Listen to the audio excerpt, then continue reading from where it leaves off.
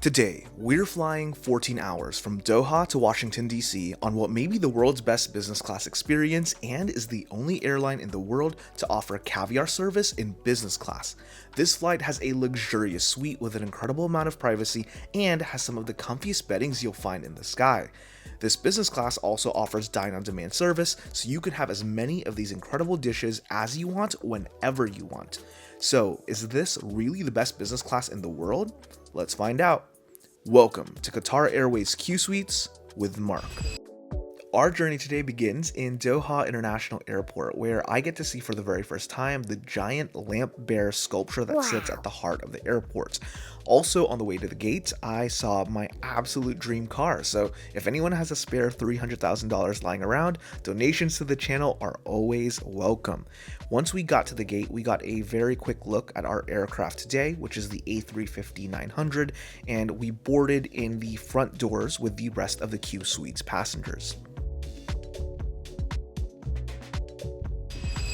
As I walked into the aircraft, I handed the flight attendant my ticket, who then guided me over to the farther aisle to get to my seat. And here's our first look at what may be the world's best business class, Qatar Airways Qsuites.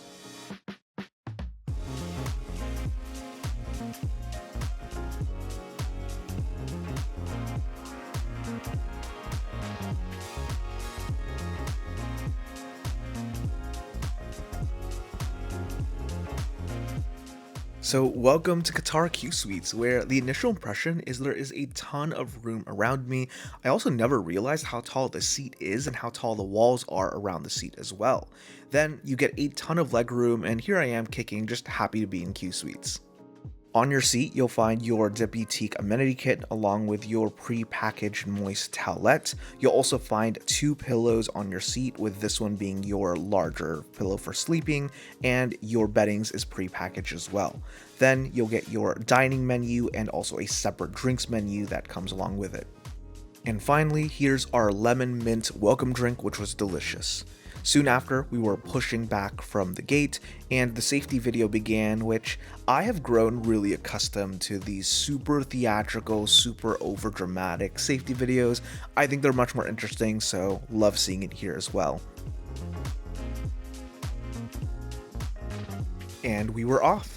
At this point in the video, you're actually going to see really shaky footage because the seat that I'm in is facing backwards. So I was fighting for my life trying to just hold the camera still, and I'll talk more about that later on in the video.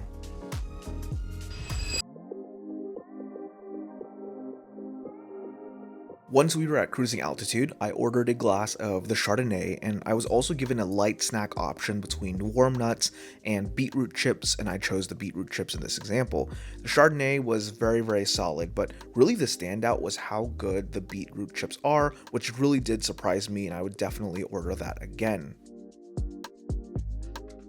Now let's start the seat tour. Qatar Qsuites not only offers a ton of privacy and a ton of room, but the design of the seat itself is super unique, which I loved. It's very different from other business classes, which all tend to look the same. Here's a quick look at the seat itself, which is made of this fabric material. Right next to each seat, you'll find your reading light that has a ton of different lighting configurations, which I'm going to click through right now. This large chunk right here, which actually almost looks like an extension of the seat, acts as both a storage compartment and as an armrest. So after you close the storage and click on the secondary latch, you can actually lift the armrest like this. In front of you, you'll find a 21.5-inch entertainment screen, which was really high quality. There's also a HDMI and USB-A port there.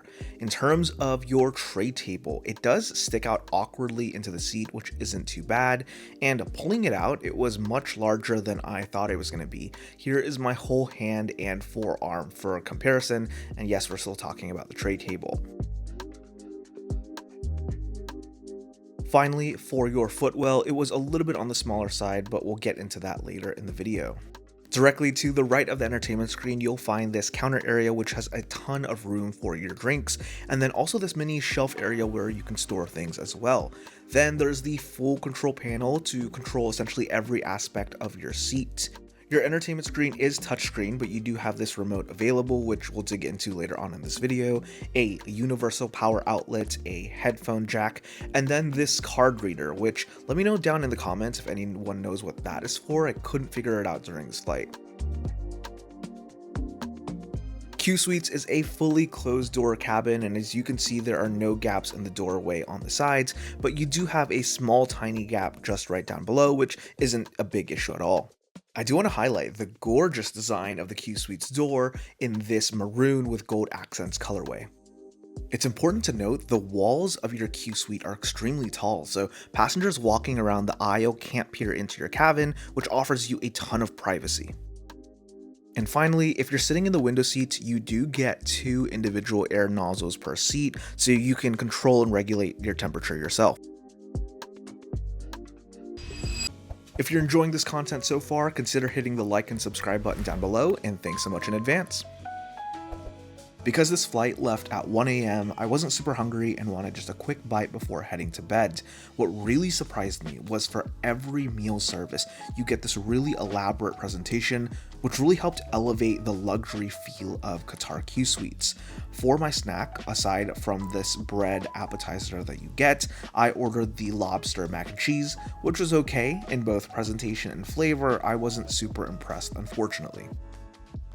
Shortly after the meal, I asked the flight attendant to help get the bed ready for me, and what caught me a little bit off guard about the protocol was although the flight attendant put both the mattress topper on the seats and put a pillowcase over the pillow, I did have to finish the actual setup of the bed, and so here's a quick montage of me getting the blankets and the pillow and the rest of it ready.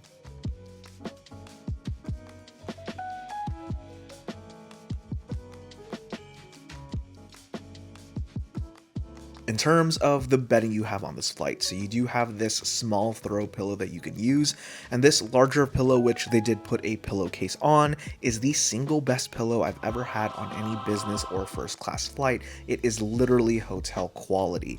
Your mattress topper is nice and thick, which adds a lot of comfort to your seat, and then you do get a quilt style blanket, which was extremely comfortable on both sides. At this point in the flight, I have no idea what time it is, I just know it's time to start winding down. So I click the do not disturb sign, which cool enough changes the color of your seat number display to tell flight attendants you don't want to be bugged at this time. In terms of the footwell, unfortunately, it is a little bit on the tighter side, which is disappointing, but overall one of the comfiest and maybe the comfiest business class I've ever been in.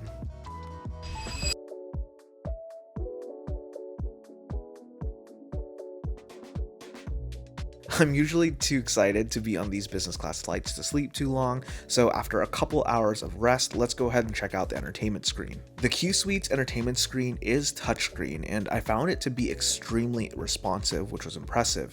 But if you don't want to use a touchscreen, you do have this remote that you can use on the side. Now, for most flights that I've been on, the remote is effectively useless. For the very first time, I found this remote on Qsuites to be both incredibly intuitive and responsive as well, which really impressed me in terms of the technology that's available on Qatar Qsuites. Then, of course, the moment we've all been waiting for. In terms of our Star Wars check, Qsuites passes, which you can see with my super enthusiastic thumb shake. Wow. Unfortunately, when doing the Lord of the Rings check, I was hoping for the best, but was left slightly disappointed that there's no Lord of the Rings on this flight. And finally, for audio, you do get these Oryx One headphones that I found to be pretty standard, nothing too special about them. As the second meal service began, I did get a different flight attendant who was asking me about my filming and what I do, and I told him all about my YouTube channel where I do business and first class reviews. I've always really enjoyed my conversations, and when flight attendants ask me about my channel, I think it adds a super personal touch to these flights, makes them much more friendly, so I do appreciate this flight attendant going ahead and asking. And similar to the first meal service, we get this really elaborate presentation, which I loved, starting off with the bread, and I don't know what it is, but shout out to Qatar Airways Catering because this croissant was fantastic. I think Qatar just knows how to make good bread. First dish up was Greek yogurt with spiced plum and granola. It looked fantastic, but the flavor and the taste was okay, so not too bad there. I haven't mentioned this yet, but I'm actually having the breakfast service while the rest of the cabin is having the dinner service. So big kudos to the crew for not being caught off guard with my preferences there. Here's my genuine reaction to this wonderful Belgian waffle, and I wrapped up the second meal service with some coffee and tea while watching Harry Potter. Now let's go over the amenity kit, which is provided by Diptyque. The kit itself is this black leather case, and when you open it up, it has a really cool design on the inside. Now, at the time of filming, I didn't review the footage and didn't realize this is a montage of products that you can't actually see. Ouch. So instead, I'll just explain that it came with moisturizer, lip balm, socks, eye mask, and really good products for when you're on this flight. And finally, about 3 hours before landing, we finally got some sun, and here is a beautiful sunrise for you to view. With the third and final meal service, we'll start with Qatar Airways' brand new caviar service. Now, caviar is a pretty standard offering when it comes to international first class, but for the very first time, an airline is offering it in business class, and yes, my reaction here is genuine. It is as good as it looks, folks. Now, the second dish was a really great cheese plate, but the true star of today's flight was the Qatari chicken jarish, and it was my very first time having this dish. I cannot express enough how restaurant quality this meal was, and I was incredibly impressed, as you can see here. And then for our actual final dish, we have a warm praline cookie with hazelnut ice cream, which was delicious and decadent in a great way to end our meal service.